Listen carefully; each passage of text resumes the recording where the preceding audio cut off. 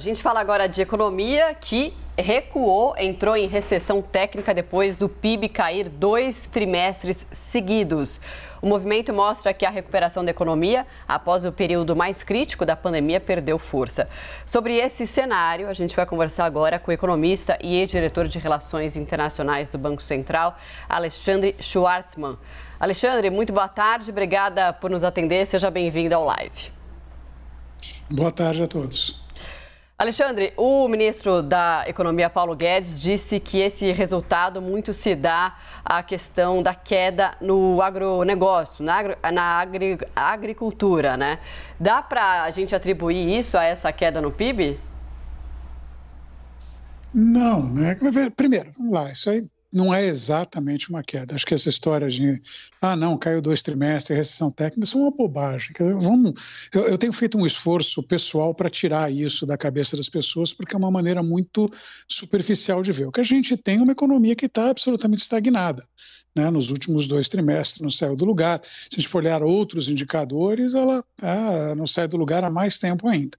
A gente tem uma economia parada. Obviamente, você vai ter cada trimestre, vai ter um setor que vai melhor, outro vai pior. Agora, assim, a verdade é que o conjunto da obra é um conjunto ruim.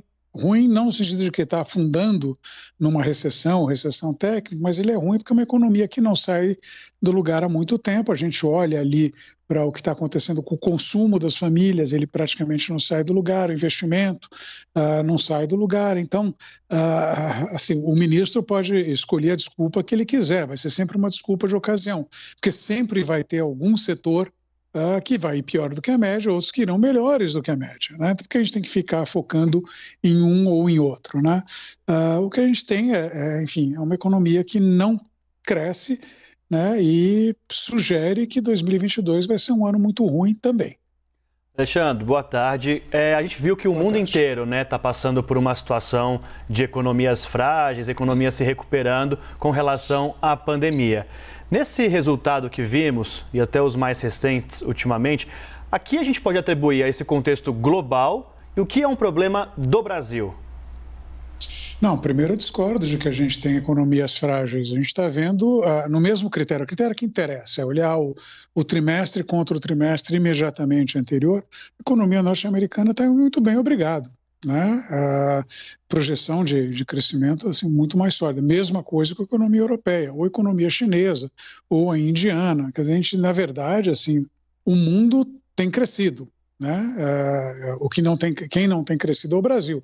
Então, o problema não é um problema de economia global. O problema é que a gente tem aqui um conjunto de condições ruins que resulta fundamentalmente de problemas de política econômica. Já não é mais um problema da crise sanitária, né? Tanto não é que o setor de serviços, que era o mais afetado pela crise sanitária, mas a gente conseguiu avançar a vacinação, é o setor que vem recuperando, né? Então, esse setor acaba puxando o resto da economia para cima. Então, não é um problema que está ligado mais à Covid. Ele é um problema que está ligado, acho que, à política econômica. Em que aspecto? A gente vê um governo que não consegue avançar em reformas, né? A gente é um governo que permitiu a inflação escapar.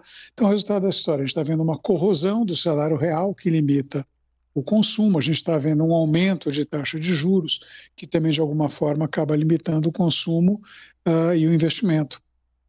Então, é muito mais um problema doméstico do que um problema internacional. Alexandre, Priscila Yazbek participa da nossa conversa. Oi, Alex, obrigada pela entrevista.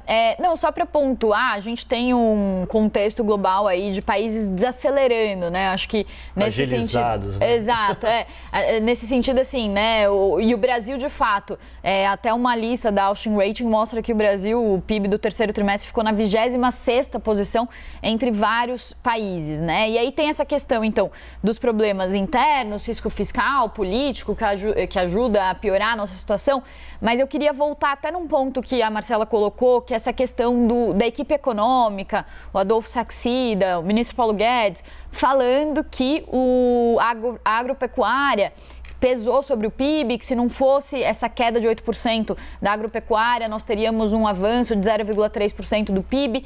Como que você vê isso? Colocar o clima como o problema, como o fato que pesou para o PIB negativo do terceiro trimestre? Me lembra um pouco aquele argumento, se minha mãe tivesse 4 rodas, ela seria um Fusca. Né? Basicamente esse é o argumento. Sempre tem alguma coisa disso. Quando a agricultura foi super bem no começo do ano, eu não vi nenhum deles comentando, putz, se não fosse essa agricultura ir tão bem, eu não teria um desempenho tão forte do PIB no primeiro trimestre. O pau que bate em Chico, bate em Francisco. Então, assim, a gente tem que perder, obviamente, quem está lá no governo, né, em particular esse atual governo, sempre tem ali uma desculpa. O que se colocou uma ênfase extraordinária no desempenho do PIB como sendo uma métrica para tudo? O desempenho do PIB não está bom. Né? Então, como eu disse, sempre você vai achar alguma coisa que é ruim. Lembrava tempos atrás, quando a inflação era alta, não, mas se você tirar o peso o aumento do preço do chuchu, né, a inflação vai parecer bem menor. Claro, se você tirar da inflação tudo o que está subindo, o que sobra vai mostrar uma inflação muito mais baixa. Se você tirar do PIB os componentes que caem, o que sobra vai ter um componente melhor. Mas, assim, então teria que valer para todo o trimestre. Então, a gente poder começar a medir então, o PIB descontando as coisas que mais crescem, as que mais caem também, para ver se a gente tem alguma medida melhor. Se fosse só o PIB, enfim, está tranquilo, é um problema, mas olha assim, olha o que está acontecendo com a produção industrial, está para baixo. Olha o que está acontecendo com as vendas do varejo, está para baixo. Olha o que está acontecendo com o IBC-BR, está para baixo, né? Ou está estagnado desde o começo do ano. Então, não adianta ficar escolhendo a dedo qual o indicador que você quer que vai mostrar o melhor resultado para você.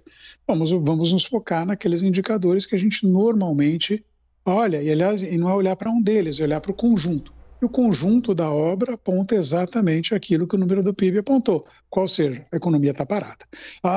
Vou repetir, não está em recessão técnica, isso é uma bobagem, um apelo à imprensa para parar de falar esse negócio de recessão técnica. Nenhum economista sério mais olha para esse tipo de coisa. Isso era coisa de estudos de 30 anos atrás, que era muito difícil de definir. Então, por preguiça, definiram como 2 trimestres de queda, independentemente de ser queda de menos 1% ou menos 0,1%.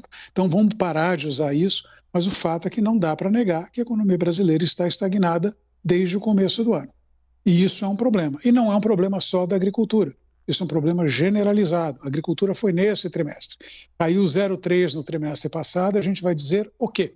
Né? Então, é esse tipo de desonestidade intelectual que realmente me deixa bastante irritado, como vocês devem perceber. Alexandre, só para a gente terminar, a gente tem aí a inflação que vem aumentando, que não é por demanda, por uma série de outros fatores. Enquanto isso, os juros, o Banco Central vai tentando controlar ali por aumento de juros. Como fazer essa equação para as pessoas também não sofrerem tanto? Desculpa, não tem outra solução que não seja essa. História de que, não é um problema de oferta, não é um problema de demanda. Desculpa, se está com... é uma relação entre demanda e oferta. Né? Então, a menos que você consiga fazer magicamente a oferta crescer de repente, não tem outro jeito que não seja segurar a demanda. Então, é isso que o Banco Central está fazendo. Né? Essa é outra lenda que aparece. Não, isso aqui é um problema dos gargalos de oferta. Sim, é um problema dos gargalos de oferta. Eles vão se resolver, assim, a partir de amanhã a gente, de repente, vai aumentar drasticamente a capacidade produtiva do país, do mundo? Não, então não é um problema de oferta. Um problema que a demanda é superior à oferta. Se a oferta é fraca, bom, é muito triste, mas a forma de resolver isso vai ser, de fato, com um aumento de taxa de juros e desaceleração da economia. Né? Porque, fora disso, pode tentar... tem uma alternativa, a gente poderia apertar a política fiscal ao invés de subir juros. A gente poderia fazer uma política de controle de gasto público. A gente está fazendo exatamente o oposto. Mudamos lá pela PEC dos precatórios, está dando mais 100 bilhões para o governo federal gastar. Então, obviamente, isso vai pesar mais a taxa de juros. Né? Mas isso faz as pessoas sofrerem, mas sem dúvida faz as pessoas sofrerem. Alguém cogitou de fazer alguma coisa diferente antes para resolver o problema? Não. Então, o resultado disso é que as pessoas vão sofrer. Como? O PIB vai crescer pouco ano que vem, se crescer. Ano que vem, em parte, porque a taxa de juros vai subir muito. Eu devia ter pensado isso na hora que se propôs a PEC dos precatórios, na hora que comemorou a história de que eu vou dar um calote nos precatórios e a proposta eu vou aproveitar e mudar o teto de gastos também. tivesse pensado nisso antes, a gente não veria esse aumento tão grande de inflação e de juro. Mas, enfim, requer que alguém esteja lá pensando no futuro, ao invés de inventar desculpas de por que o PIB não está crescendo num determinado trimestre.